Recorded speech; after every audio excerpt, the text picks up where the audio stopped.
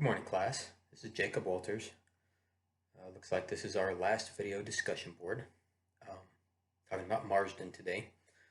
And, I've had an interesting time reading through George Marsden's book, The Outrageous Idea of Christian Scholarship. His ideas about why Christians have lost their seat at the table in the modern American university system, I think they're well thought out. And as we reach chapter 6, I have to say that it's chapter 1 that interested me the most. Particularly where Marsden says that the religious right does not help by suggesting, in effect, that we go back to a Christian establishment. That is not the only alternative, and it is not even a desirable one, says Marsden. Rather, we should recognize that we are dealing with an overcorrection and look for a way to restore better balance among both religious and non-religious voices. I think this is spot on. As Marsden states earlier, going back to a fundamental Christian university model for the nation is not practical, and it's not even remotely possible. Now, what he says about restoring a better balance is, I think that's what's spot on, but I also think that it's tricky because in many instances, Christians and non-Christians can have opinions that differ so greatly that not only is consensus not possible, but I think sometimes dialogue isn't even possible. Also, just a quick caveat, for the rest of this discussion, realize that I am mostly talking about fundamental Christianity, since many liberal Christian traditions have no problem getting along in academia. So, that being said, consider the old earth versus the young earth debate. I found an article in a book by Zondervan called the Dictionary of Christianity and Science, the definitive reference for the intersection of Christian faith and contemporary science. This article is listed on the Liberty University Creation Science webpage, by the way, if you want to find it. In this book, there's an article titled "The Fossil Record," and then in parentheses it says "Young Earth." In this article, there's an attempt made to provide a theory for how the fossil record could have been formed in less than 6,000 or less years. The theory is based on the belief that the Earth was created in 6 days and that it is about 6,000 years old. Well, this is such a drastic difference from commonly accepted science, which argues that the Earth is somewhere in the vicinity of 14 billion years old, that I think intelligent dialogue between these two groups about the origin and meaning of the fossil record simply isn't possible. They can't sit down at the table and discuss the fossil record because their presuppositions come from two totally different places. There's no intelligent dialogue that's going to be had at this particular academic table, in my opinion. Now, I'm not saying that Marsden is wrong, but I am saying that what he is proposing, that Christians be given a place at the table across the board in academia, may be very complicated. Consider the academic world of social work.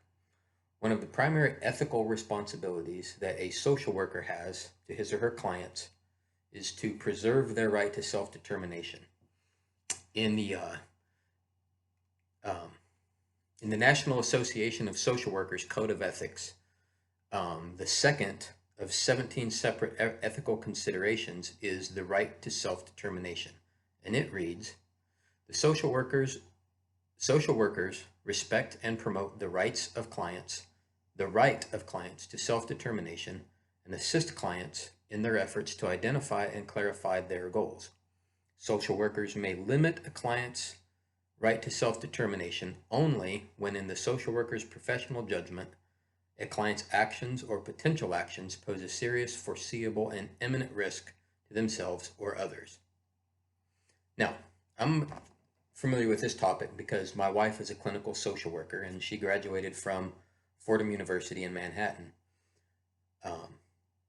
Fordham's Department of Social Work is probably one of the best in the nation, and Their approach to religion of all kinds, not just Christianity, is pretty well thought out and considered. While most of my wife's colleagues are religious, religion does not influence the curriculum or the theoretical and practical thought within their field. Now, this is primarily because clinical and non-clinical social workers must be able to interact with everyone, from the most conservative Christian to the most liberal atheist. They see people from every conceivable race. They work with every possible sexual identity that you can think of, and their job is to work with them across a broad range of different issues like mental illness, addiction, relationship problems, you name it. And one of their priorities is always to allow the client to maintain their autonomy and to be the expert in their own life. So when she or any other social worker is with a client, they don't even talk about their religious beliefs because of the influence that a therapist has within that therapeutic relationship. And what I mean by that is, say she was with an LGBTQ client and she began to express conservative religious views on homosexuality or sexuality in general, for that matter. There are a bunch of negative things that can happen. First of all, the client's probably going to shut down. They're going to become defensive. They may not be willing to talk, or at least not talk as freely as they would otherwise. And also they're putting their client in a vulnerable position where that client knows that the one person who's supposed to be there helping them is instead likely to pass judgment and make important decisions about their lives based on religious opinions rather than on their actual needs. So,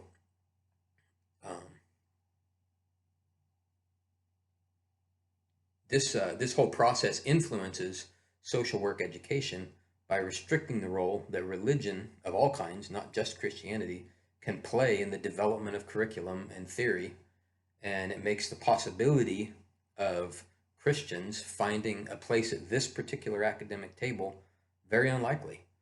Now, these are just two examples of how problematic a Christian voice can be at certain academic tables.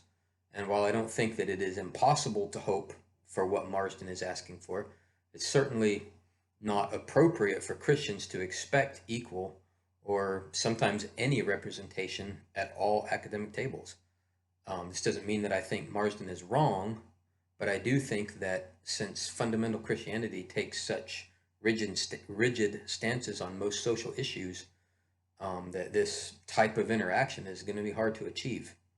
So that's what I have today. I hope it kind of makes sense to you guys. And since this is our last video discussion board, hope to see you guys again at some point in Liberty Online. Have a great week.